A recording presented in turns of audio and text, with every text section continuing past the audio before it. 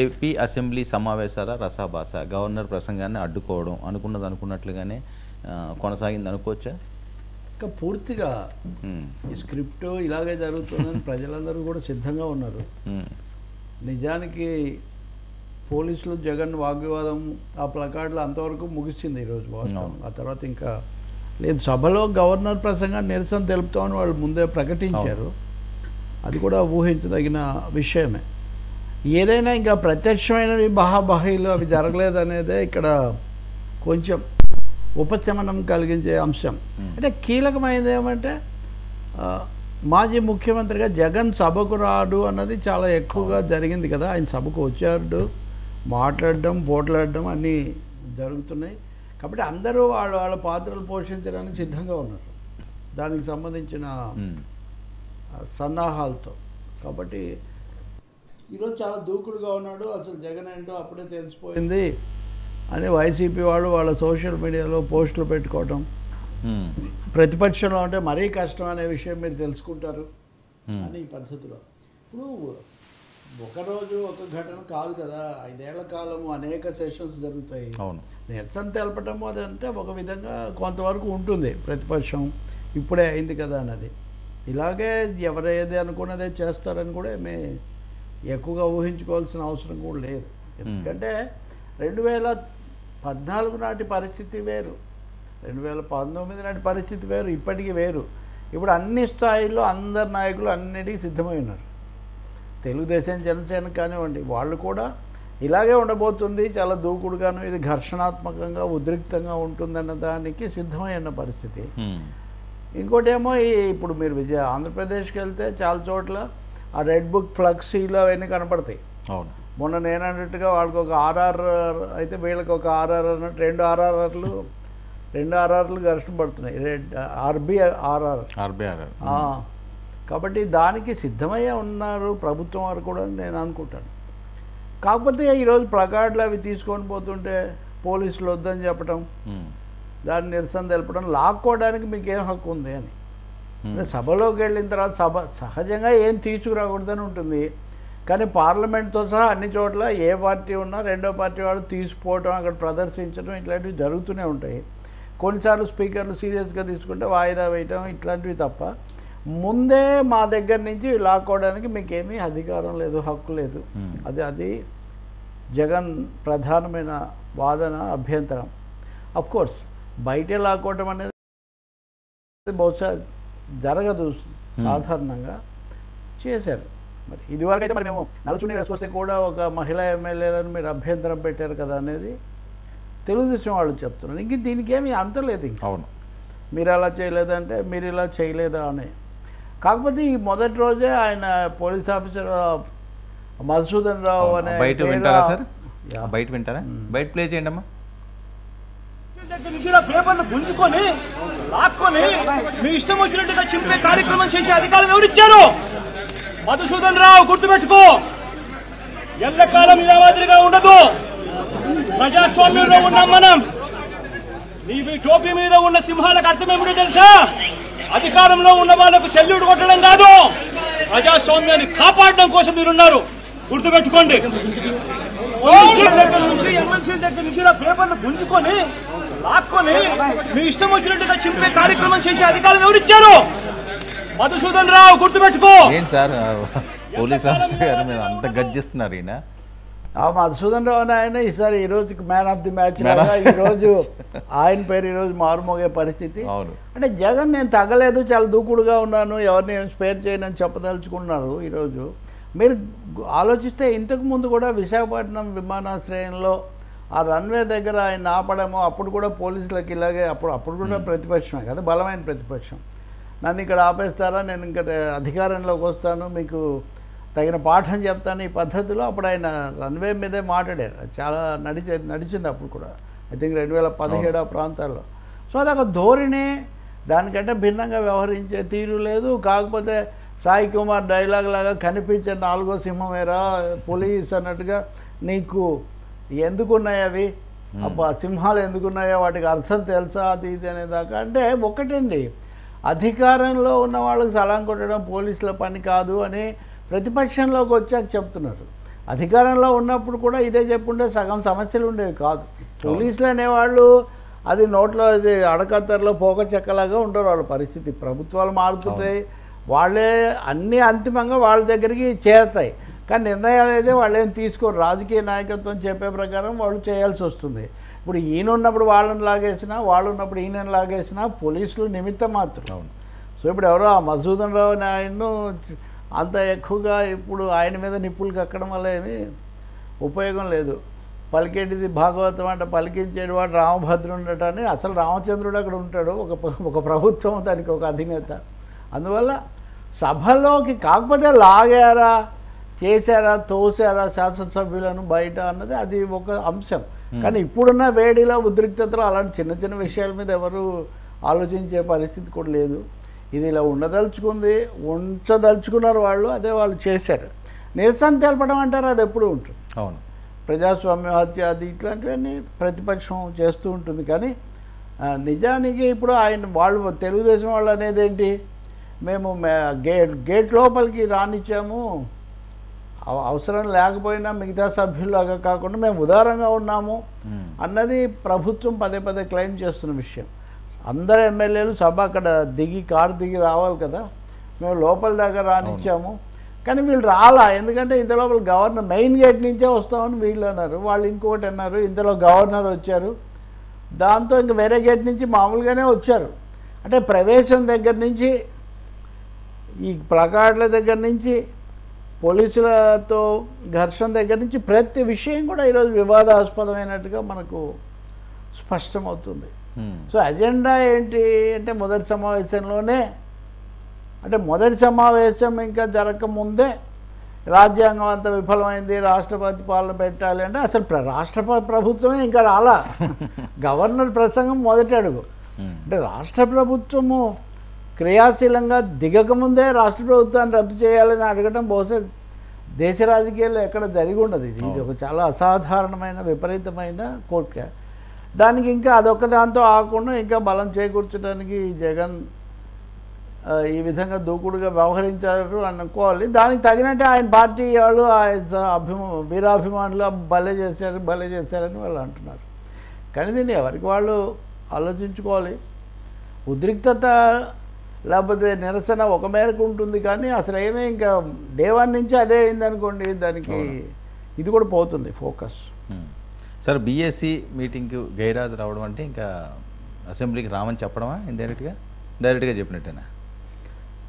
అంటే బహుశా ఢిల్లీ ధర్నాకు వెళ్తారు కాబట్టి కొంతవరకు రాకపోవచ్చు. మీరు సభలో ముందు రోజు, ఇప్పుడు సభ మొదట్లో ఎమ్మెల్సీలు ఎమ్మెల్యేలు వాళ్ళందరూ మీడియాతో హుషారుగానే మాట్లాడుతున్నారు. వాళ్ళ మూడ్ ఏంటంటే హౌస్కి వెళ్ళాలి, ఎదుర్కోవాలి, అడ్డుకోవాలనే దాంట్లోనే ఉన్నట్టు మనకు స్పష్టమవుతుంది. వచ్చి ఈ 2 రోజులు వాళ్ళు రాకపోతే కూడా రాకపోవచ్చు. బీఎస్సీకి వెళ్ళకపోవడం ద్వారా బీఎస్సీ నిర్ణయాలకు మాకు సంబంధం లేదు అని చెప్పడానికి ఒక అవకాశం ఏర్పడుతుంది. ఎందుకంటే బీఎస్సీలో స్పష్టంగా ఆధిక్యత పెద్ద పార్టీలకు, అధికార పార్టీలకే ఇక్కడ ఉంది. కాబట్టి వెళ్ళి వాళ్ళు నిర్ణయించిన అజెండాకు తాము కట్టబడకుండా ఉండటం కోసం దాన్ని బహిష్కరించడం అంతే. సభకు వచ్చారు కదా, కాబట్టి వ్యూహాత్మక బహిష్కరణ అనుకోవాలి దీన్ని. దానికి మాకు సంబంధం లేదు, బీఎస్సీ నిర్ణయాలు మీరు ఏకపక్షంగా తీసుకున్నారు, మేము రాలేదంటే మమ్మల్ని ఏమన్నా బలవంతంగా మేము పిలవలేదు కదా, మా వెంట ఏం పడలేదు కదా, ఈ విధంగా కూడా వాదిస్తారు. ఇది రేపు అసెంబ్లీలో వాళ్ళు చేయదలుచుకున్న దానికి ఇది ఒక ముందస్తు చర్య అని మనం అనుకోవాలి. ఇంకోటి ఏం వెళ్ళినా ఏది చెల్లదు, ఎట్లాగూ ఉన్న బలంలో ఎట్లాగూ చెల్లదు కదా, అది కూడా గాలిలో పోయిన పేలపిండి కృష్ణార్పణం అన్నట్టుగా అదొకటి.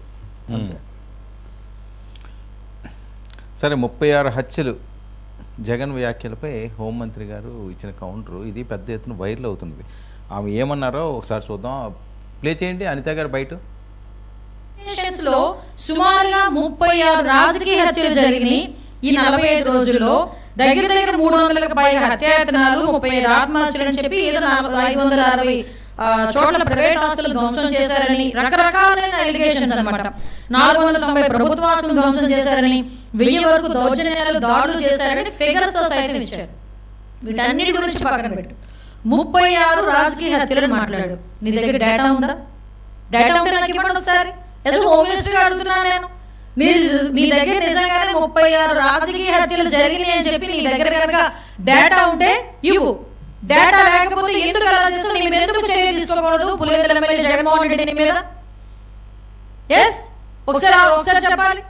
36 రాజకీయ హత్యలు కాదు, అసలు యాక్చువల్ గా రాజకీయ హత్యలు అని చెప్పి మాట్లాడుతుంటే రాజకీయ హత్యలు జరిగినవి 4.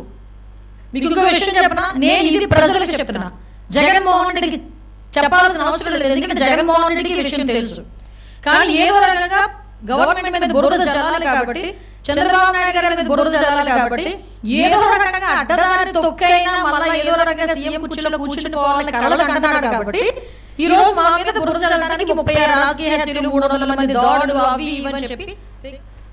Right, okay. ఈవిడ మాటలకి అంబటి గారు కౌంటర్, అది కూడా ప్లే చేయండి ఒకసారి.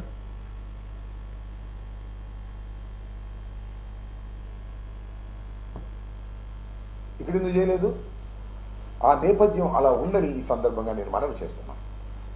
ఈ సందర్భంగా కొన్ని విషయాలను మీడియా ద్వారా రాష్ట్ర ప్రజానీకానికి తెలియపరచాలనే ఉద్దేశంతో ఒక ప్రయత్నాన్ని నేను చేస్తున్నా. దానిలో ప్రధానమైనది ఏంటంటే 3 విషయాలను, ఇక్కడ మచ్చుకు 3 విషయాలను మాత్రం ప్రస్తావన చేస్తా. అదేమిటంటే మన ఉమ్మడి జిల్లాలో, పల్నాడు జిల్లాలో వినుకొండలో జరిగినటువంటి ఒక దారుణమైన హత్య. అది సోషల్ మీడియాలో కానీ మరో రకంగా కానీ అందరూ చూసే ఉంటారు. ఎంత దారుణంగా హత్య జరిగిందో నేను ప్రత్యేకంగా చెప్పాల్సినటువంటి అవసరం లేదు. దీన్ని వాళ్ళు ఏం చెప్తారంటే ఇది రాజకీయ హత్య కాదు, 2 మిత్రుల మధ్యన జరిగినటువంటి హత్య అని అటు పోలీస్ వైపు నుంచి ఇటు ప్రభుత్వం వైపు నుంచి చెప్పి దీన్ని డైల్యూట్ చేయాలనేటువంటి ప్రయత్నం చేస్తున్నారు.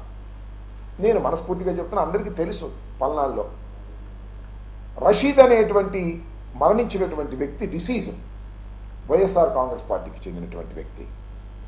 జిలానీ అనే అతను ప్రస్తుతం తెలుగుదేశంలో ఉన్నారు. అంతకుముందు వైసీపీలో ఉన్న మాట వాస్తవం. ఒక 2 సంవత్సరాల క్రితమో సంవత్సరం క్రితమో ఉన్నారు. ఎలా ఉన్నారంటే లావు శ్రీకృష్ణదేవరాయలు గారు కూడా మా పార్టీలో ఉన్నారు కదా అప్పుడు, అట్లాగే అప్పుడు ఉన్నారు.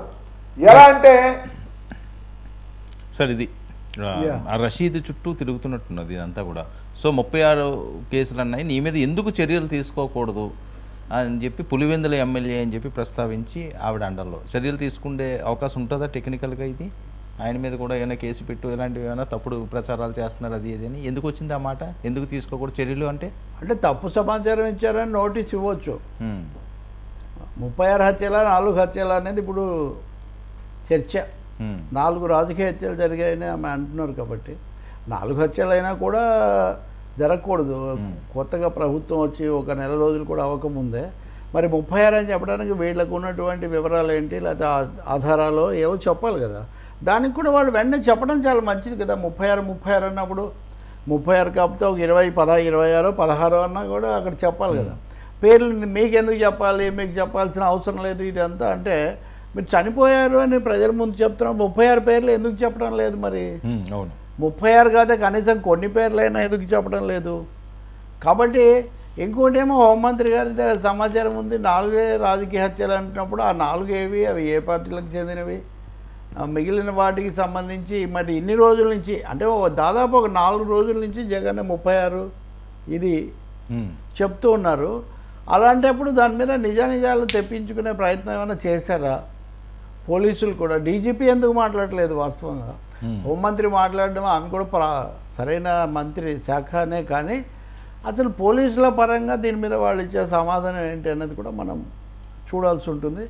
ఇంకా మూడోది అంబటి రాంబాబు అంటున్నమాట రషీద్ దాని గురించి. ఇప్పుడు ఆయన తెలుగుదేశంలో ఉన్నాడా లేదా? జిలానీ అనే అతను అంతే రామకృష్ణదేవరాయలు ఉండి అటు వెళ్ళినట్టే రషీద్ ఇతను కూడా కరెక్ట్ వెళ్ళాడు, జిలానీ కూడా అని ఆయన అంటున్నారు. అదే నిజమైతే ఇప్పుడు తెలుగుదేశంలో ఉన్నారా? ఇప్పుడు అతను కనుక తెలుగుదేశంలో ఉంటే అప్పుడు అది రాజకీయ హత్య అవుతుంది. ఎందుకంటే గతంలో ఘర్షణలు ఉన్నప్పటికీ ఇప్పుడు తెలుగుదేశంలో ఉన్న ఒక వ్యక్తికి వైసీపీలో ఉన్న వ్యక్తికి మధ్యలో హత్య జరిగితే అది రాజకీయాలతో సంబంధం లేకుండా మామూలుగానే రాజకీయం ఉంటుంది. కాబట్టి తేలిగ్గా తీసేయడం కంటే వీటి నుంచి జాగ్రత్తలు ఎలా తీసుకోవాలన్నది ప్రభుత్వం కూడా ఆలోచించాలి. కానీ అసలు రాష్ట్రపతి పాలన కోరేంత దూరం వెళ్తున్నటువంటి పార్టీ, ప్రతిపక్ష పార్టీ, నిన్నటి పాలక పార్టీ, వాళ్ళు ఎందుకు పూర్తి వివరాలు హోంమంత్రికి ఇవ్వద్దులేండి, రాష్ట్ర ప్రజలకు ఇవ్వాలి కదా. అది మరి అక్కడ గ్యాప్ కనిపిస్తుంది. ఇప్పుడు గతంలో అండి వైఎస్ రాజశేఖర రెడ్డి గారు విషాదాంతమైనప్పుడు, మృతి చెందినప్పుడు చాలామంది చనిపోయారన్నారు, కొన్ని పేర్లు ఏవో ప్రకటించారు వీళ్ళే. మరి అదే పద్ధతిలో ఇప్పుడు పార్టీ కార్యకర్తలు 36 మంది చనిపోయారు, 37 మంది ఆత్మహత్య చేసుకున్నారు. ఇది చాలా నిజంగా అదే జరిగి ఉంటే చాలా తీవ్రమైన ఆత్మహత్య చేసుకోవడం, 37 మంది ఆత్మహత్య చేసుకోవడం అన్నది అసలు అదే అంటే వీళ్ళ ఒత్తిడి వల్ల, వేధింపుల వల్ల ఆత్మహత్య చేసుకున్నారు. సో ఈ పేర్లు ప్రకటించాల్సిన బాధ్యత, ప్రజలకు చెప్పాల్సిన బాధ్యత మటుకు అధికార వైసీపీ మీద ఉంది. అదే సమయంలో పోలీసులు కూడా ఒక శ్వేతపత్రాలు కాకపోయినా కనీసం ఒక ప్రస్తుత పత్రం, ఏం జరుగుతుంది, వాళ్ళు ఏం చర్యలు తీసుకుంటున్నారు, రెండు పార్టీల మధ్య ఈ తీవ్ర స్థాయిలో సాగుతున్న ఈ ఉద్రిక్తతలు, స్థానిక ఘటనలు, వీటికి కారణాలు ఏంటి, పోలీసు వైఖరి ఏంటి ఈ విషయంలో అన్నది కూడా చెప్పాల్సిన బాధ్యత కూడా ఉంది పోలీసుల మీద కూడా. ఎందుకంటే ఇక్కడ అది వాళ్ళిద్దరూ రెండు పక్షాలకు చెందిన వాళ్ళు, ఇంకా పోలీసులే కదా చట్టరీత్యా చేయాల్సిన వాళ్ళు. అందుకని శాంతి భద్రతల విషయంలో ఈ వివాదాలు లేకపోతే ఈ ఘర్షణలు, హత్యలు జరగకూడదు అన్న దాంట్లో రెండో అభిప్రాయం ఏం లేదు, అవి అవాంఛనీయమైనవి. కానీ వాటి వివరాలు, వాటి నిజానిజాలు, తాము తీసుకుంటున్న జాగ్రత్తలు పోలీసులు చెప్పడం అన్నది పార్టీల కోసమే కాదు, ప్రజలకు భద్రత, ప్రజలకు కూడా కొంచెం భరోసా కలగడానికి కూడా అది అవసరం. ఇప్పుడు ఇంకోటి ఏమో హోంమంత్రి గారు లేకపోతే ఇంకొక మంత్రి గారు వాళ్ళ వెర్షన్ వాళ్ళు చెప్పొచ్చు, వీళ్ళు చెప్పలేదని వీళ్ళని అడగడంతో పాటు వాళ్ళ వెర్షన్ వాళ్ళు చెప్పేసి మిగిలింది ఏది నిజం కాదో వాళ్ళు కూడా ప్రకటించవచ్చు. బట్ నేను అనుకుంటాను వైసీపీ ఇప్పుడు ఇప్పటివరకు వాళ్ళు వ్యవహరిస్తున్న తీరు చూస్తే వాళ్ళేం పేర్లు అంటే ఇప్పుడేం వాళ్ళు బయట పెట్టే అవకాశం ఏం కనిపించట్లేదు. అసలు ఉన్నాయంటారా, వాళ్ళ పత్రికలో కూడా రాయడం లేదు. అదేదో సమాధానం వచ్చాక కదా మనం చెప్పాలి. అవును, అంటే వాళ్ళ పత్రికలో కూడా రాయలేదు అంటే మేము రాష్ట్ర అదే ఢిల్లీకి వెళ్ళి అక్కడ ఇస్తామని ఎవరో అక్కడక్కడ అన్నారు, చెదురుగా మొదరుగా అంటున్నారు. ఢిల్లీకి వెళ్ళి ఇచ్చే ముందు స్థానికంగా ప్రజలకు తెలియజేస్తే వాళ్ళు తెలుసుకుంటారు కదా, నిజానిజాలు కూడా తెలుసుకుంటారు. ప్రత్యర్థులు ఎవరు చేస్తుంటే వాళ్ళ మీద కోపం కూడా రావాలి. అది చేయడం లేదు కదా, ఎందుకు చేయడం? దాగుడు మూతలు అనవసరం అండి హత్యల మీద. హత్యల మీద దాగుడు మూతలు ఏంటంటే ఇంకేదైనా రాజకీయ వివాదాలు, ఇంకో చిన్న సమస్యలు వస్తే ఇది అది ఇది ఇట్లా మాట్లాడవచ్చు. కానీ ప్రాణాలకు సంబంధించి అందులో ఘర్షణలు, హత్యలు, ఆత్మహత్యలకు సంబంధించి దాగుడు మూతలు ఎందుకండి? మీరు పూర్తి నిజాలు చెప్పండి, చెప్పి అక్కడ అడగండి, ప్రజలకన్నా చెప్పండి, ప్రభుత్వానికి చెప్పకపోతే అప్పుడు ప్రజలు మీకు తోడొస్తారు కదా, మీ పోరాటం ఒంటరిగా కాకుండా. కాబట్టి ఏదో గ్యాప్ ఉంది. గ్యాప్ ఎక్కడుంది, ఎందుకుంది, అది తెలుసుకోవాల్సిన అవసరం ఉంది. రెండవది వైసీపీ వాళ్ళు చాలామంది, నేను కొత్తగా ఎన్నికలు జరిగాక కొంత ఇట్లాంటివి కొన్ని జరుగుతుంటాయి, జాగ్రత్త పడాలి, ఎవరికైనా కానీ పెంచకుండా సమయం పాటించాలని అన్నందుకు ఇట్లాంటివి మామూలే అంటారా, ఇట్లాంటివి సహజమే అంటారా అని కొన్ని ఘర్షణలు, ఉద్రిక్తతలు ఉంటాయనేది నిజం. నేను మీకు అప్పుడు ఉదాహరణ కూడా చెప్పాను, పదరికుప్పం ఘటనలు ఇట్లాంటివన్నీ, అవి చాలా మరింత విషాదకరమైనవి. కాబట్టి అవి ఎవరు కూడా హింసను ఎవరు ఎండార్స్ చేయరండి. హింసను, హత్యలను ఎండార్స్ చేసే అవకాశం ఏమీ లేదు. కానీ అదే సమయంలో ఉన్న వాస్తవాలు చెప్పాల్సిన బాధ్యత మటుకు పూర్తిగా ఉంది. ఇప్పటికైనా హోంమంత్రి నువ్వు సూటిగా ముందుకు వచ్చి ఎక్కడ జరిగాయో చెప్పండి అంటున్నప్పుడు పలానావి జరిగాయి, పలానావి జరగలేదని చెప్పాలి కదా. ఎందుకు అవాయిడింగ్ డిస్కషన్ అంటే అసలు పేర్లు, వివరాలు వదిలేసి మిగిలిన వివరాలు లేని వివాదం వల్ల ఉపయోగం ఏంటని? వివరాలు కావాలి కదా. అవును, ఇదిగో పలానా ఊళ్ళోనో ఈ ఊళ్ళోనో. నిజంగా అయితే ఈ సమయంలో కొంచెం మాటలు కూడా ఉద్రికాలు పెరిగిపోయి, మొన్న జగన్మోహన్ రెడ్డిని వినుకొండ వెళ్ళినప్పుడు అక్కడ ఒక విలేకరి ఏదో ప్రశ్నలు వేసాడు. అది చెప్పిన తీరు ఎంత అసంబద్ధంగా ఉందంటే, ఇప్పుడు నిన్ను హత్య చేసి ఆయన అది మీరు కావాలంటే మీరు బయట కూడా ఒకవేళ ఆవేశంలోనూ అని ఉండొచ్చు, దాని తర్వాత అయినా సర్దుకోవాలి కదా, ఎవరితో నీతో మాట్లాడుకుంటూ. నిన్ను హత్య చేసి కాదు ఇది చేసేవంటే ఎట్లుంటుందని 1-2 సార్లు ఏదో పక్కన ఉన్న వాళ్ళు కొంచెం ఇబ్బంది పడుతున్నా ఆయన అది దాన్ని ఆయన తను మాట్లాడిన దాంట్లో తీవ్రత ఆయనకు అర్థం కాల. కాబట్టి ఈ రకమైన ధోరణి కంటే సూటిగా శ్వేతపత్రాలు వీళ్ళు కూడా ప్రకటించవచ్చు, ప్రభుత్వమే కాదు, వీళ్ళు హత్యలకు సంబంధించిన వివరాలు అవి చెప్తే ఢిల్లీ వెళ్లే ముందు రాష్ట్రానికి చెప్పాలి కదా నా ప్రశ్న అది. మీరు ఢిల్లీలో తప్పకుండా చేయండి. అలాగే రాష్ట్రపతి పాలన అడిగే ముందు రాష్ట్ర ప్రజలను విశ్వాసంలోకి తీసుకోండి. రాష్ట్రపతి చేస్తారా లేదా తర్వాత సంగతి, కానీ రాష్ట్రపతి చేయడానికి డబుల్ ఇంజిన్ సర్కార్ నడుస్తున్నదని వాళ్ళు చెప్తారు. అసలు ఎందుకు చేస్తారు సార్? నెల రోజుల లోపల అక్కడ ఎన్నికైన ప్రభుత్వం ఇంకా తొలి బాధ్యత ఎందుకు చేస్తారు? అది ఒక విపరీతమైన కోరిక అని తెలుసు. ఎందుకంటే అదేదో చావుకు పెడితే లంకనానికి వచ్చిందని అక్కడ పెట్టారు ఒకటేసారి. సో దానివల్ల ఏమైందంటే ఇది ఎలాగో జరిగేది కాదు కాబట్టి వీళ్ళ వాదనే బలహీన పడుతుంది. అంటే ఒక అవాస్తవికమైన కోరికను అతిగా చెప్పడం ద్వారా తమ దాన్ని ఏమనాలి, తమ వాదన బలాన్ని వాళ్ళే తగ్గించుకుంటున్నారు. దాని బదులు ఫలానా చోట జరిగింది, ఇక్కడ చర్య తీసుకోవాలి, వీళ్ళ మీద చేయాలి, ఆ పోలీస్ అధికారిని బదిలీ చేయాలి, ఇట్లాంటివి అడుగుతారు మామూలు. అది కాదే ఇక్కడ. సో రేపు ఢిల్లీ వెళ్ళడం వల్ల వీళ్ళకి వచ్చే ఉపయోగం ఏముంటుంది సార్? దీన్ని హైలైట్ చేసుకుంటే లేదండి, ప్రధానంగా ఆంధ్రప్రదేశ్ పొలిటికల్ సీన్ను ఢిల్లీకి మారుతుంది. ఢిల్లీకి మార్చడమే ఇక్కడ ఉద్దేశం. డే 1 నుంచి ఢిల్లీలోనే అసలు ఆంధ్రప్రదేశ్లో ఏదో జరుగుతుంది అనే ఒక ఇంప్రెషన్ క్రియేట్ చేయటం. మీరు గనక గమనిస్తే చంద్రబాబు నాయుడు కూడా నిన్న వాళ్ళ ఎంపీలతో మంత్రులతో అందరితో ఉమ్మడి సమావేశం జరిపి జగన్ ఏం చేస్తాడనేది కాదు, మనం ఏం చేస్తామన్నది ముఖ్యం అన్నారు. రెండవది హోంమంత్రి అనిత కూడా ఇంకా కొంచెం చురుగ్గా పనిచేయాలి అని కూడా కామెంట్ చేశారు.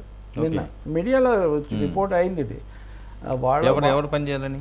హోంమంత్రి అనిత. ఎవరన్నారండి? చంద్రబాబు నాయుడు. చంద్రబాబు ఇంకా మూడో విషయము ఏదో జరిగిపోతుందని వైసీపీ వాళ్ళు దుమారం లేవదీస్తుంటే దాన్ని తిప్పికొట్టడంలో ఎదుర్కోవడంలో మీరు విఫలమవుతున్నారు, మనం ఇంకా జాగ్రత్తగా పని చేయాలని కూడా ఆయన అన్నారు. అంటే కొంత అసంతృప్తి ఆయన స్పష్టంగా వ్యక్తం చేశారు. ఢిల్లీలో కూడా వాళ్ళు మిస్లీడ్ చేయకముందే మీరు వెళ్ళి సరైన సమాచారం పంపండి అని. మీరు ఉదయం పూట అసెంబ్లీ దగ్గర దృశ్యాలు వాటిని మీరు చూస్తే జగను, పోలీసులు, నల్ల డ్రెస్సులు ఇదంతా ఒకటైతే ముఖ్యమంత్రి సభాపతి అచ్చెన్నాయుడు అయ్యన్నపాత్ర నిలబడి మరీ మాట్లాడుకోవడం, వాళ్ళ జెస్చర్స్ అవి కూడా మనకు కనబడుతున్నాయి. సాధారణంగా కనబడవు కానీ అవి కూడా మనకు కనబడుతున్నాయి. సో ఇదంతా ఒక దృశ్యం, చాలా కొంచెం ఉద్రిక్త దృశ్యం, చాలా స్పష్టంగా ఉంది. అది మొదట్లో నుంచి ఇలా ఎందుకు ఉంది, ఇది ఇలాగ పెంచుతారా, దాన్ని ఏమన్నా మెల్లగా తగ్గించుకోగలుగుతారా మనం చూడాలి. సభలో ముఖ్యమంత్రి, ఉప ముఖ్యమంత్రి, ఇతర నాయకులు వీళ్ళందరూ మాట్లాడిన తర్వాత ఎలా ఉంటుంది, ఇప్పుడే ఇలా ఉంటే ఇట్లా ఉంది. దానితో గవర్నర్ ప్రసంగానికి అభ్యంతరాలు, కేకలు అదంతా మామూలే. గవర్నర్ ఏముంది, ఆయన గవర్నర్కు నిన్ననే జగన్ వెళ్ళి ఇచ్చొచ్చారు ఈ విషయాల మీద. ఆయన అక్కడ తీసుకున్నారు. మళ్ళీ ఆయనే ఇక్కడికి వచ్చి 5 ఏళ్ల పాటు, అంటే చంద్రబాబు హయాంలో వరద వచ్చింది, పెట్టుబడుల వరద ఉంది, తర్వాత అంతా ఆగిపోయింది, వైసీపీ హయాంలో అన్ని తప్పులు జరిగాయి అనేది ఆయన చెప్పినటువంటి దాని సారాంశం. కాబట్టి గవర్నర్ పాత్ర కూడా ఇక్కడ రాష్ట్రపతి పాలన పెట్టాల్సి వస్తే గవర్నర్ ద్వారానే కదా జరుగుతుంది. సో ఇక్కడ గవర్నర్ కూడా కొంచెం కీలకమైన ఇది కనిపిస్తుంది మనకు. ఓకే సార్, ప్రత్యేక హోదా అనే అంశాన్ని కూడా రేపు వీళ్ళు ఒక ఎజెండాగా తీసుకునే అవకాశం ఉంటుందా? రేపు కాదండి, ఈ విషయంలో రాష్ట్రపతి పాలన కంటే దాన్ని ఎవరు బలపరచారు. రాష్ట్రానికి ప్రత్యేక హోదా అడుగుతామంటే ఎవరు కాదంటారు. నిన్న బీఎస్సీ వాళ్ళు ఈ బీఎస్సీకి రాలేదు కానీ పార్లమెంట్ అఖిలపక్ష సమావేశంలో పాల్గొన్నారు. అది ఒక విధంగా అనధికార సమావేశం లాంటిది. ప్రతిసారి పార్లమెంటుకు ముందు అన్ని పార్టీల నాయకులను పిలిచి ఎవరెవరు ఇది ఏంటి అని వచ్చినప్పుడు చాలా ఆశ్చర్యకరంగా వైసీపీ వాళ్ళేమో ప్రత్యేక హోదా గట్టిగా అడిగారు. ప్రతిపక్షంలో ఉన్నప్పుడు అడుగుతుంటారు ఎవరైనా, అధికార పక్షంలో ఉన్నప్పటికంటే. కాకపోతే వీళ్ళు రాజ్యసభలో అప్పుడప్పుడు అడుగుతున్నారు, అంతకుముందు కూడా అడిగి ఉన్నారు. కానీ జేడీయూ అడిగింది బీహార్ కోసం స్పష్టంగా. ఇప్పుడు కాంగ్రెస్ నాయకుడు ఆయన జైరాం రమేష్ దీన్ని సభ జరుగుతుండగానే ఆయన లైవ్ టెలికాస్ట్ పెట్టి ట్వీట్స్ పెట్టి, లైవ్ టెలికాస్ట్ అంటున్నారు దాన్నే, ట్వీట్స్ పెట్టి వాళ్ళు అడిగారు, వీళ్ళు ఒప్పుకోలేదు. తెలుగుదేశం అడగకపోవడం చాలా ఆశ్చర్యంగా ఉంది అని ఆయన కామెంట్ చేశారు. ఇది చాలా నిజంగా తెలుగుదేశం లాంఛనంగానే అడగాలి కదా, ఎందుకు అడగలేదు మనకు తెలియదు. ఐ థింక్ సిపిఎం సభ్యులు కూడా ఈ రాష్ట్రాలకు హోదాను, అదనపు సహాయం ఇట్లాంటివి చేయాలని వాళ్ళు కూడా అక్కడ ఒక మాట అన్నారు. సో సహాయం అడగడానికి ఏముందండి, ఇస్తే ఇస్తారు, లేకపోలేదు. మరి ఎందుకు ఇక్కడ స్కోర్ కొంచెం వదులుకుంటున్నారు. ఇప్పుడు మనం ఈ మాట అనగానే వాళ్ళు అడిగారా, వాళ్ళని ఎందుకు లేదంటారు. వాళ్ళది వాళ్ళు చూసుకుంటారు, వాళ్ళని అంటే మనం అంటాం. కానీ అధికార పక్షం జేడీయూ కూడా మిత్రపక్షమే కదా, జేడీయూ కూడా అధికారంలో ఉంది కదా. మరి జేడీయూ అడుగుతున్నప్పుడు టీడీపీ ఎందుకు అడగలేదు? అడుగుతామని నిన్న అఖిలపక్షంలో అడిగినా అదేం పార్లమెంట్ కాదు. కానీ మా ఆలోచన ఇలా ఉందని. కాబట్టి ఖచ్చితంగా చెప్పేది నాకు అర్థమయ్యేది ఏంటంటే, ఇప్పుడు కూటమికి సంబంధించినంత వరకు ప్రత్యేక హోదా అనే దాని మీద వాళ్ళు ఏదో ఏమంటారు, అది దానికి లాక్డ్ వన్స్ ఫర్ ఆల్ ముగిసిన అధ్యాయం అనే దాన్ని ఆ వాదనను వీళ్ళు ఒప్పుకున్నట్టుగా ఉన్నారు. కాదు సార్, ఇప్పుడు ఒప్పుకోవడం ఏంటి? 2014లోనే అసలు ప్రత్యేక హోదా అనే అంశం కంటేనే ప్రత్యేక ప్యాకేజే మనకి లబ్ధి కూరుతుందని తీసుకున్న వ్యక్తి అదే సీఎం. మళ్ళీ ఇప్పుడు అది జరిగింది. ప్రత్యేక హోదా ఏమి సంజీవిని కాదు అని ఆయన అన్నారు. ప్రత్యేక ప్యాకేజీ కూడా ఆచరణలో ఏమో అమలు జరగలేదు. ఇవన్నీ నిజమే. కానీ ఇప్పుడు మళ్ళీ బ్రహ్మాండమైన మెజారిటీతో వచ్చినప్పుడు వీళ్ళు రాకముందే దీని మీద మళ్ళీ మేము ఎప్పుడు ఈ విషయం అడగము అని దాని మీద ముందే ఒక లాక్ వేసుకొని మరీ పొత్తు కుదిరినట్టుగా ఉంది. అందుకనే ఆ మాటే రావట్లేదు అడగటానికి కూడా. కనీసం వైసీపీ మీద కొంచెం కనపడడానికైనా అడగాలి కదా. అది మటుకు తప్పకుండా ఒక కొరతగానే ఉంది. పోనీ విశాఖ ఉక్కు కూడా అక్కడేం రాలేదు. ఇప్పుడు చంద్రబాబు నాయుడు గారు ఎంపీలతో మాట్లాడినప్పుడు ఉక్కు నేను కాపాడుతాను అని అన్నారు. కానీ ప్రైవేటీకరణ కానివ్వను, కాపాడడం వేరు, ప్రైవేటీకరణ కానివ్వకపోవడం వేరు కదా. అది కూడా అక్కడ రాలేదు. వాళ్ళు ప్రధానంగా తీసుకున్న అంశాల్లో కూడా అది లేదు. కాబట్టి కేంద్రాన్ని గట్టిగా అడిగే అంశాల్లో మటుకు కొంచెం కొన్ని పరిమితులు పెట్టుకున్నట్టుగా ఉన్నారు. పొత్తు కుదుర్చుకున్నప్పుడు బహుశా ఇవి కుదిరి ఉండాలి. ఏదో పదం వాడతారు కదా, అల్టిమేటమో లేకపోతే ఏదో ఇట్లాంటిదని. ప్రత్యేక హోదా అలాగా ఇంకా అది అయిపోయింది. ఇంకా దాన్ని అని బీజేపీ వాళ్ళు అంటుండేవాళ్ళు. కానీ వీళ్ళు అడుగుతారు, వాళ్ళు అడుగుతారు, అవిశ్వాస తీర్మానాలు నోటీసులు ఇస్తారు. ఈ ప్రహసనాలన్నీ మనం చూసాం కదా. ఇప్పుడు పలకడానికి ఏమైంది, కనీసం అడగడానికి ఏమైంది, ఉచ్చరించడానికి అదే జరగడం లేదు ఇక్కడ. ఇప్పుడు వీళ్ళు అడగడం లేదు, వాళ్ళేమో చాలా గట్టిగా అడుగుతారు. రాజ్యసభలో కొంచెం మంది సభ్యులు కూడా ఉన్నారు. ఇక్కడ ఇంకో సమస్య కూడా నేను మీకు రిలేటెడ్గా నేను బీజేడీ గురించి చెప్తా. తెలుగుదేశం పొత్తు అన్నది ఒకటైతే బీజేడీ వైసీపీ అనధికార మిత్రులు బీజేపీకి.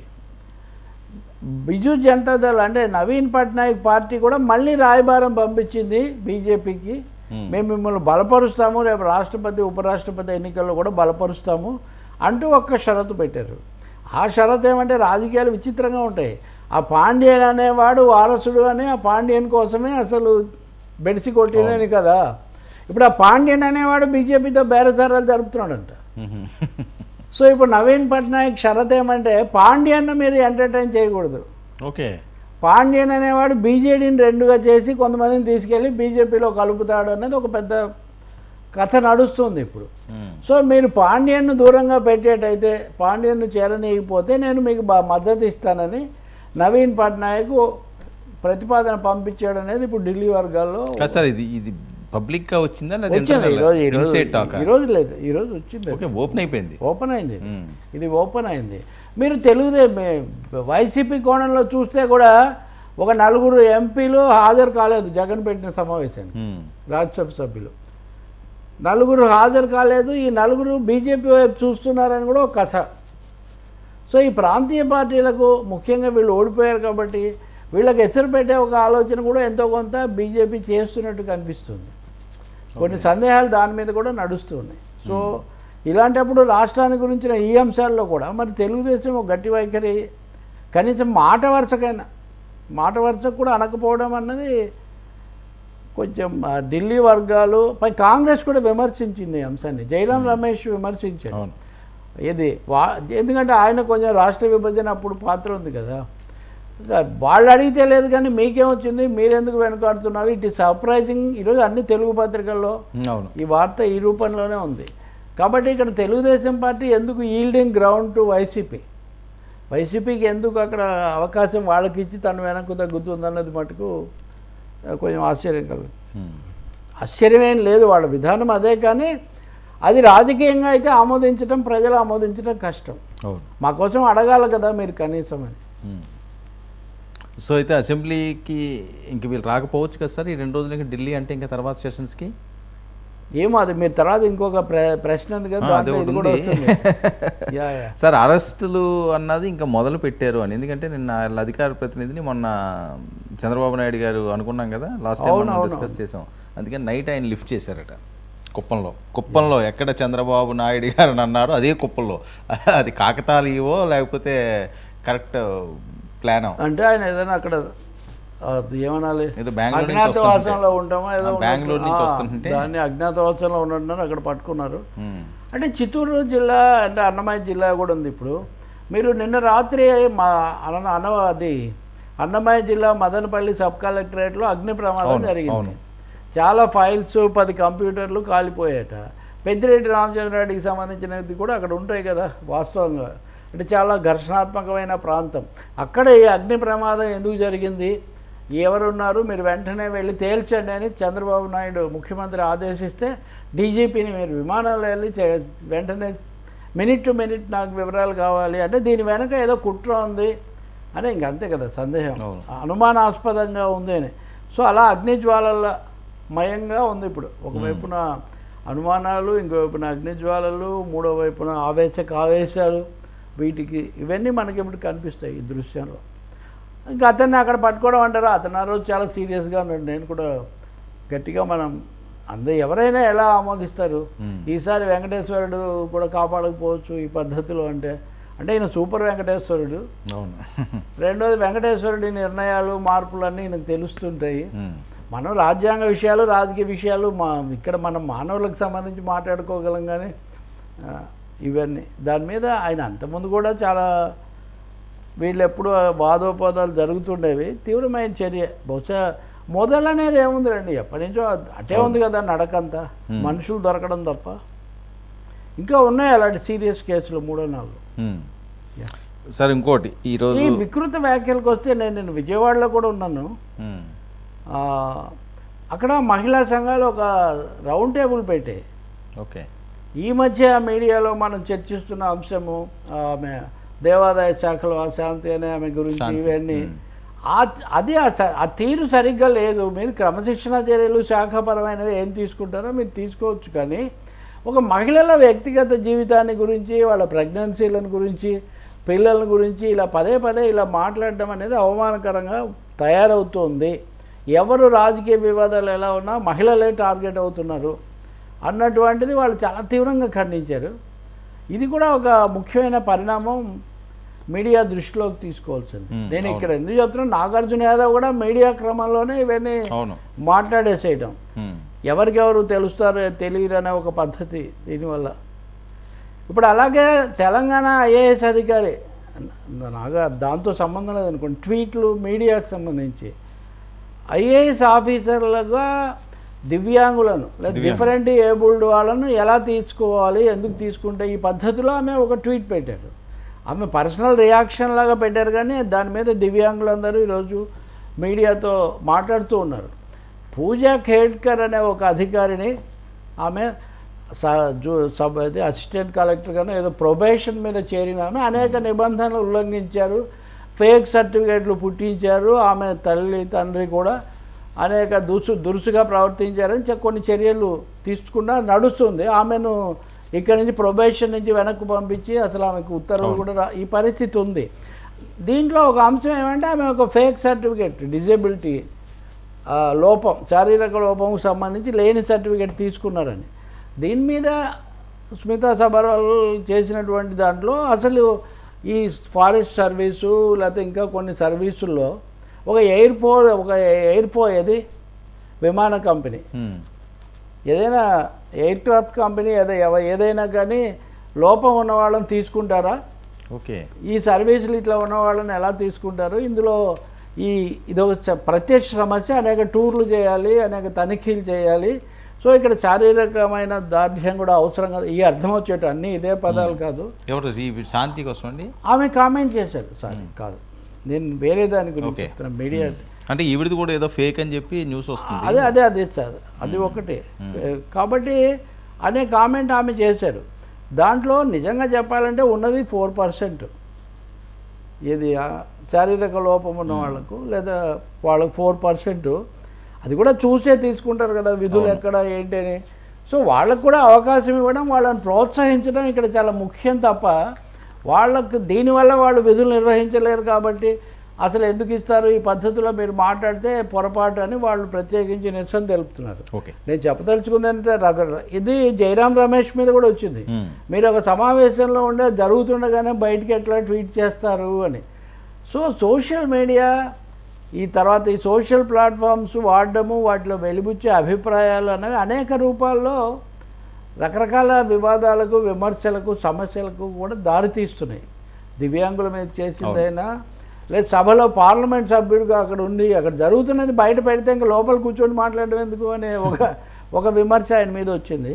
ఇక మూడోది ఈమె విషయం సరే అనుకోండి, ఇది వేరే రాజకీయ అది నడుస్తూనే ఉంది. ఇప్పుడు ఆమెకు ప్రభుత్వం ఒక నోటీస్ ఇచ్చింది కొత్తది, అందులో ఈ అంశాలు కూడా జోడించారు. మీరు ఎవరిని పెళ్లి చేసుకున్నారు, మీరు చెప్తున్న పేరుకు దీనికి పొంతన ఉండడం లేదని. మరి ఆమె ఏం చెప్తారో మనం తర్వాత చూడాలి. సార్ మరొక ఇంట్రెస్టింగ్ అంశం ఈరోజు, అలాగే నాగార్జున యాదవ్ పోలీసులు ఎలా ట్రీట్మెంట్ ఇస్తారు ఏమొస్తే అది కూడా నెక్స్ట్ తెలుస్తుంది బహుశా.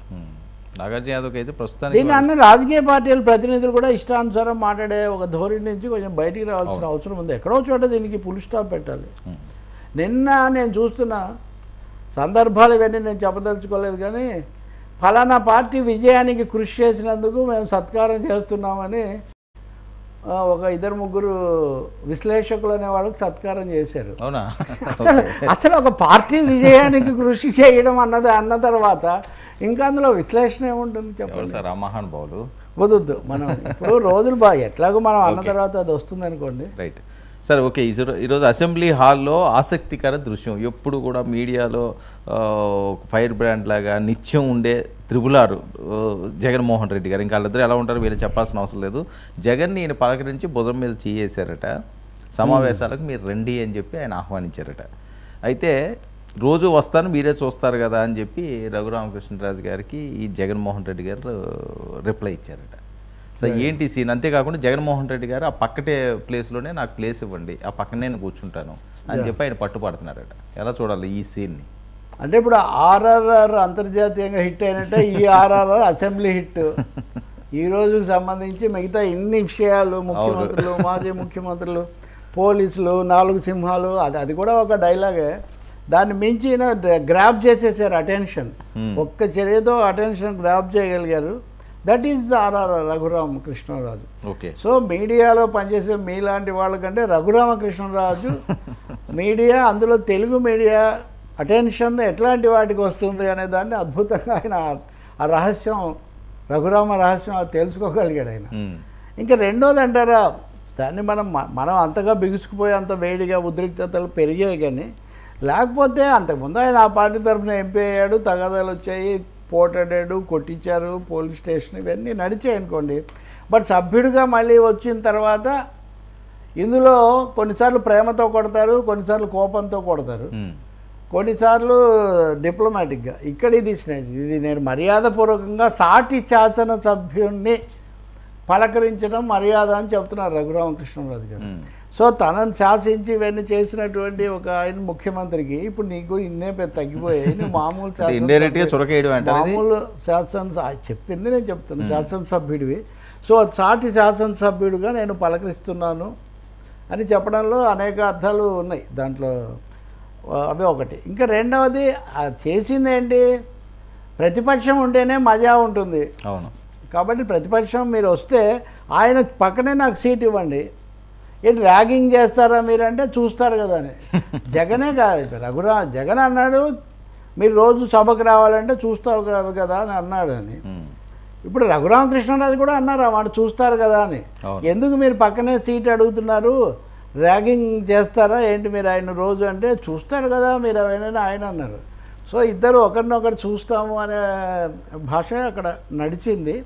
కాకపోతే దీని అంతటి వల్ల కొంచెం కాలక్షేపం, కొంచెం ఎంటర్టైన్మెంట్, కొంచెం ఇంట్రెస్ట్ క్రియేట్ చేయడానికి ఆయన పాత్ర కొనసాగుతూ ఉంటుంది అన్నమాట. నేను మీకు చెప్పే కదా 24/7 365 days a year ఇది ఆయన అజెండా ఛార్జింగ్లో ఉంటారు. అది నడుస్తుంది.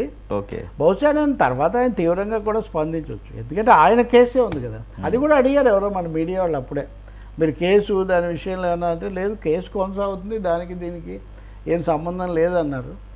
అలాగే ఆ మంత్రి పయ్యావుల కేసు కూడా చూద్దాం లేదని నవ్వుతూ వదిలేశారని చెప్తున్నారు. నిజానికి ఆ కాసేపట్లోనే ఎంత ఛార్జ్డ్గా ఉంది మన మీడియా అంటే, ఆ కాసేపట్లోనే తెలుగుదేశం వాళ్ళు చాలా ఇదయ్యారు, అసలు ఎందుకు పలకరించాడని ఒక విధమైన దీనికి గురయ్యారని కూడా హెడ్డింగ్ అన్నారు. నెక్స్ట్ వైసీపీ వాళ్ళు అది హఠాత్ పరిణామానికి షాక్ అయ్యారని అదొకటి. వాళ్ళు సార్ వీళ్ళు ఎవ్వరు అంత సులభంగా షాక్ అవ్వరు సార్. వీళ్ళంతా పండిపోయిన వాళ్ళు, ఆరితేరిన వాళ్ళు, హద్దులు మీరిన వాళ్ళు, అన్నీ చూసిన వాళ్ళే. వీళ్ళు ఎవరు అంత ఇదేం కారు.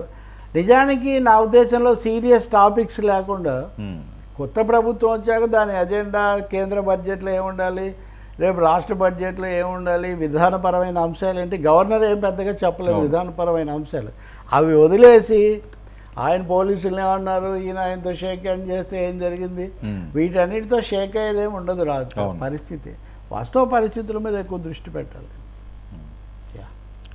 సో ఏదైనప్పటికీ కూడా కొద్దిగా హీట్గానే ఉంటుంది. చాలా కొద్దిగా కాదు, చాలా ఉంటాయి. ఆంధ్రప్రదేశ్లోనే కాదు, అమరావతిలోనే కాదు, హస్తినాపురంలో కూడా ఇలాగే ఉండబోతుంది. హస్తినాపురంలో ఎవరికెవరు అన్న ఒక పద్ధతిలో వాళ్ళు తమది ఎట్లాగో అక్కడ, ఇక్కడికంటే అక్కడ ఫోకస్ ఎక్కువ ఉంటుందని మీరు ఆ స్టోరీ కూడా చూసుంటారు. వైసీపీ వాళ్ళు జాతీయ మీడియాని మేనేజ్ చేశారు, అక్కడైతే ఎక్కువ ఫోకస్ వస్తుంది కాబట్టి అక్కడ ఎక్కువ పెడుతున్నారని ఒక కథ ఉదాహరణ. అందుకని అది వరకు మీడియా మేనేజ్మెంట్ అన్నది చంద్రబాబు గారి టర్మం కదా, అది వరకు మీడియా మేనేజ్మెంట్లో మనం వీకు, చంద్రబాబు స్ట్రాంగ్ అన్నది వైసీపీ వాళ్ళు ఒప్పుకున్నారు. మిగతా అన్ని విషయాల్లో ఒప్పుకోకపోయినా ఒక్కటి. కాబట్టి ఢిల్లీలో అయితే ఏదైనా కొంచెం చేయొచ్చు, కొంత ఫోకస్ వస్తుంది అని వాళ్ళల్లో కొంత ఒక ఆలోచన కూడా ఉందంటారు. ఏదైనా కేంద్రం ఎందుకు స్పందిస్తుందండి, మీరు ఇందాక అన్నట్టు వాళ్ళ ప్రభుత్వం అక్కడ ఉంది, ఇక్కడ ఉంది వాళ్ళ ప్రభుత్వం. కాకపోతే అందరి ఓట్లు తెచ్చుకోవాలి, ఉపరాష్ట్రపతి రాష్ట్రపతి ఎన్నికలు బిల్లులు ఆమోదించుకోవడానికని ఆ రీత్యా వాళ్ళు కొంత డబుల్ డిప్లొమసీ వాళ్ళు ప్రయోగించే అవకాశం మాత్రం ఉంది, అది జరుగుతుంది. ఓకే సార్, రఘురామకృష్ణరాజు గారు ఉండి, లేకపోతే పవన్ కళ్యాణ్ గారు, లేదా చంద్రబాబు నాయుడు గారు గతంలో ఆ ద్వేషాలు, రెడ్ బుక్లు ఇది ఇంప్లిమెంట్ చేస్తుంది, ఇది పెద్ద అడవడి నడిచింది. కానీ ఇప్పుడు ఆ పరిస్థితి ఏం కనిపించలేనున్నది ఏంటి, కాస్త కూల్గానే నడుస్తున్నట్టున్నది కదా, మరి ఏదో అవమానిద్దామనో వేరే రకంగానో చూడాలి కదా మనం. ఇంకా వాతావరణం అయితే ఇంకా వేడివేడిగా ఉద్రిక్తంగానే ఉంది కదా మీరు అన్నట్టుగా. రెండోది స్వయంగా వాళ్ళిద్దరినీ రఘురామకృష్ణరాజుని పోల్చలేమనుకుంటున్నాను. వాళ్ళేమో ప్రభుత్వ అధినేతలు, ఈయనకేమో ప్రభుత్వంలో ఇంకా చోటు లభించలేదు. వాళ్ళిద్దరు రంగంలోకి వచ్చేది వాళ్ళు చేస్తారు, వాళ్ళు కలబడతారని ఎవరు అనుకోరు. కానీ ఈ రెండు పార్టీల మధ్య, ముఖ్యంగా దిగువ స్థాయి శ్రేణుల మధ్య స్థానికంగా అదైతే ఆ వేడి కొనసాగుతూనే ఉంది. ఓకే, రెండోది తగ్గేదే లేదు, తగ్గొద్దండి అన్న ధోరణి కూడా ఉంది ఉభయల్లో. మాకు అలాంటి సంకేతాలే వచ్చాయి, మీరేదో పత్రికల్లోనో మీడియాలోనో వార్తలు చూసి మా ఏదో అనుకోవద్దు, మేమేం తగ్గేదే లేదనే చెప్తున్నారు. సార్, పవన్ కళ్యాణ్ గారు పాత్ర చాలా ఎక్స్పెక్టేషన్స్ ఉన్నాయి ఆయన మీద, బాగా అడవుడు చేస్తారు, అగ్రెసివ్గా వెళ్తారు, అసలు ఎలా ఉంటుంది అని. కానీ ఆయన చాలా కూల్గా కామ్గా వెళ్ళిపోతున్నట్టుగా అనిపిస్తున్నట్టు లేదా, ఏం మాట్లాడట్లేదు మీడియాతో పెద్దగా, ఏదో జస్ట్ అరాకొరా తప్పించి. రోజు ఎందుకు మాట్లాడాలండి, ఇప్పుడు రోజు మాట్లాడటం అన్నది అది ఎన్నికల ముందు పోరాటంలో ప్రజలను ప్రభావితం చేసి ఓట్లు రాబట్టుకోవాలి కాబట్టి మాట్లాడతారు తప్ప ప్రతిరోజు ప్రతిసారి ఎందుకు మాట్లాడతారు. వాళ్ళ ఆలోచనలు నేను ఇందాక చెప్పింది ఆయనకు కూడా వర్తిస్తుంది. పవన్ కళ్యాణ్ కానీ లేకపోతే జనసేన వాళ్ళు కానీ పూర్తి ఛార్జీగా ఉన్నారు, పూర్తిగా వాళ్ళు తమ ప్రాధాన్యత ఎలా పెంచుకోవాలని. నిన్న విజయవాడలోనే నేను ఓకే సరే చాలామంది మాట్లాడతారు, సెల్ఫీలు తీసుకుంటారు, ఇదంతా సరే. నేను ఇలా వెళ్తున్నాను, నేను ఆ ప్లేస్ కూడా ముఖ్యమైనది, ఇప్పుడు నేను చెప్పట్లేదు. కానీ ఇలా ఉంటే ఇద్దరు కుర్రాళ్ళు వచ్చారు స్కూటర్ మీద, సార్ నమస్కారం చేశారు. పవన్ కళ్యాణ్ గురించి మీరు బాగా చెప్పాలండి, మేము మొత్తం ప్రతిదీ కూడా మేము ఫాలో అవుతుంటాం, చాలా ఎక్కడికో పోవాల్సిన అవసరం ఉంది అని చాలా అంటే నేను తప్పకుండా ఏదో అంటాను కదా అని పోతుంటే మళ్ళీ నేను రోడ్ క్రాస్ చేసి అక్కడికి వెళ్ళినప్పుడు కూడా మళ్ళీ చెప్తున్నాడు ఆ అబ్బాయి, అంత గట్టిగా అలా ఉన్నారు. ఇది మీరు మామూలు రోడ్డు మీద కనపడిన కుర్రాడి గురించి నేను చెప్తున్నా. అంటే ఎంత అలర్ట్గా ఉన్నారు వాళ్ళు, మన ప్రయోజనాలు నెరవేరుతున్నాయా లేదా, ఏం జరుగుతుంది. నాగబాబు కూడా ఈ మధ్య మళ్ళీ మీరు నిరంతరంగా నిన్న నాగబాబు మీరు పవన్ అనడం లేదంటున్నారు, వాళ్ళ ముగ్గురులో ఎక్కువ వాయిస్ ఉంది నాగబాబు. ఆయన నిన్న కూడా జగన్మోహన్ రెడ్డి మీద తీవ్రమైన కామెంట్స్ చేశారు, మొన్న చేశారు, మొన్న ఏమో 3 చేశారు. నేను దాని మీద కామెంట్ కూడా చేశా. రాష్ట్రపతి పాలన పెడతావు, నువ్వు ఉన్నప్పుడు చేసింది నీకు గుర్తులేదా, ఇట్లాంటివి అంటూ కేంద్రాన్ని అడగాలంటే కేంద్రం మాకు అన్నీ చేస్తూనే ఉంది, మేమేం ప్రత్యేకించి చేయాల్సిన పని లేదు, రాష్ట్రపతి పాలన ఎందుకని ఆయన్ను ఖండిస్తూ ఏదో కామెంట్ చేశాడు. నేను అన్నా రాష్ట్రపతి పాలన ఖండించడం బాగానే ఉంది, కానీ కేంద్రం అన్నీ చేస్తుందని అప్పుడే సంతోషపడే పరిస్థితి లేదు. అడగంది అమ్మాయినా పెట్టదని, అడిగినా పెట్టలేదు 10 ఏళ్ల నుంచి. కాబట్టి అడగాల్సి నిన్న మళ్ళీ చేశారు ఆయన. ఈ మళ్ళీ కొంచెం కూడా మీరేం నేర్చుకోలేదు, మీరు ఆ పాత ఎత్తుగడలతోనే ఏదో బెదరగొట్టాలని చూస్తున్నారు, ఇక్కడ భయపడే వాళ్ళు ఎవరు లేరని నాగబాబు నిన్న గట్టిగానే ఆయన రివర్స్ అటాక్, ఆయన ఎదురుదాడి కూడా చేశారు. అందుకని మీరు ఏం ఆందోళన పడకండి. జనసేన పూర్తి